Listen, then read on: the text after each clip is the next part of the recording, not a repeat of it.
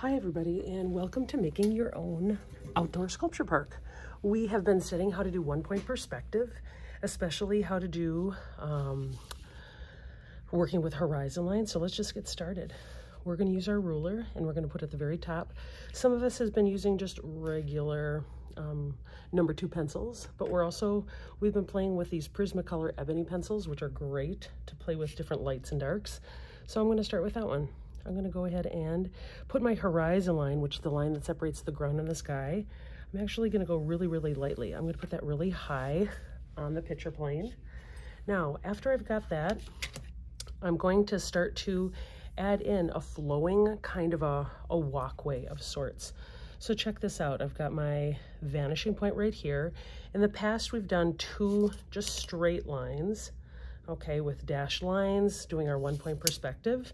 But right now, I'm going to take more of an organic approach. We know that our lines are going to be closer together into the distance, farther apart towards the foreground. This is called the foreground, middle ground, background of a picture. So here we go. They're going to be closer together and wider at the base. Now, here's where it gets fun. We're going to start to put in 2 cubes. Now, 2 boxes. Now, we did this in the very, very beginning. So I did 2 vertical lines, 2 horizontal lines. Now at this point, I'm going to go ahead and just erase those corner lines. Now, we also want to draw really, really lightly because it's easier to erase. Those corners will all go towards the vanishing point. Okay, we want to make sure that it looks like it's 3-dimensional, like everything is going into the distance appropriately. Okay, so there's my first box. Okay, and I've got my eraser right there. Okay, so I've got my box, and that looks like it's going to the distance. Now, ultimately, we're trying to make it look like some sort of a sculpture park, and these are going to be our pedestals or our bases. Here's going to be my second one, and this one, I'm actually going to have it overlap. This one's going to be a little bit taller. Okay, you'll see what it'll look like in just a second here. When we can start to play with distance and space, and I'll make this one a little bit thinner, make sure that that line matches up with the vanishing point, right? Oh, this one might have to be a little bit thinner now that I think about it. Yep, that's okay. It'll be a little bit thinner. We'll make it work. Watch this. I'll do the corner right here. It'll go towards the vanishing point. And voila, c'est ça. Now, all of these extra little lines, let's get rid of them. Okay, and anything that's overlapping that box, let's get rid of those because the box isn't transparent. It would be most likely made out of stone. Now, look at how that's overlapping. We've got this one. Now, in terms of kind of what the bigger picture is for this particular project, let me show you.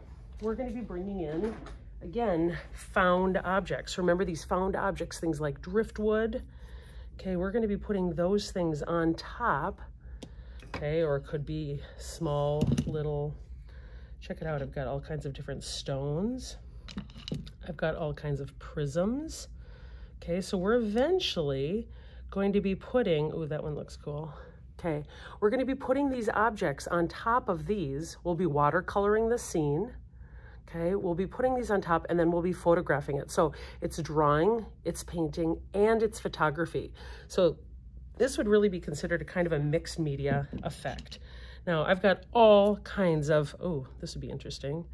I've got all kinds of like mixed media materials for us to use during the entire, oh geez. Seriously, it's not even funny, you guys. Seriously, I've got so many things for us to explore for this particular project, so it's going to be great. Now, here's the next thing I want you to do. After you are done with this part, now we have to start to think about, okay, what sort of maybe trees might we like to put in here?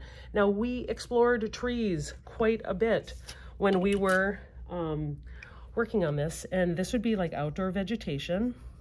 So remember how we talked about those tree roots kind of coming up and off, like we talked about, even this idea of a family tree. Okay, and like the parents, the children, the grandchildren. If your trees kind of go up and off, that's great. Okay, we talked about the letter C. That could show just really light kind of vegetation. Now, is this the main star of the show? No.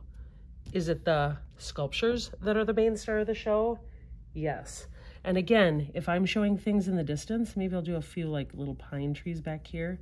Keep it really simple. Maybe I want some taller ones back here. Okay. Maybe they're bigger back here. Now, it doesn't need, take the Bob Ross approach. No mistakes, just happy little accidents. Just take your time, okay? I might put maybe another bigger tree back here.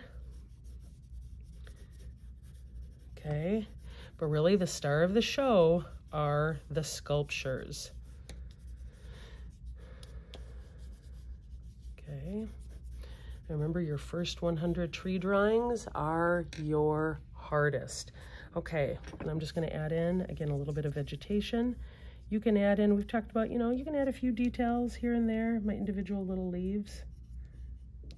Okay, that'll do it. A few little leaves to give it a little bit of definition, but really just keep it light and breezy. And again, you could erase this line to make it stand out a little bit more. Now, here's where the fun part comes in. I'm gonna start to outline these with Sharpie. Okay, this is gonna be the next step. Outline these with Sharpie. Take your time. If you want to use your ruler, you may do so. I want to actually see my lines nice and crisp and clear. Once you start to go on one of those, and maybe I'll start to make these like a little bit irregular, just like a road.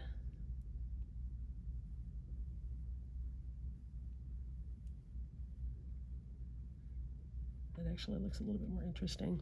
And of course, I wouldn't just leave my road just plain like that, would I? Nope, you know me. Okay. The thing that makes work, I think, look some of the best is when you start to get some of those little details in there, things like texture, especially on the surface of roads, on the surface of trees. So we'll do that with the bark. We'll do that with the road. Okay. So this is really step one, where we start to get in some of those pieces of the road. I'm going to start to get, and I know that it would be darker down at the bottom, right? When things are closer to us, and these are the basics of what's called atmospheric perspective. Atmospheric perspective is the rule where when things are closer to us, they're darker. As things go into the distance, they get a little bit lighter. Okay, so this is going to be like step one. In my next video, I'll start to show you step two. We're going to start to watercolor, specifically use some watercolor pencils to start to add more details and more color. We'll start to play a little bit more with lights and darks with the value. Okay, but I'm going to go ahead, I'm going to keep going with this. Okay, and again, just nice lines. Don't just jab, jab, jab, jab, right?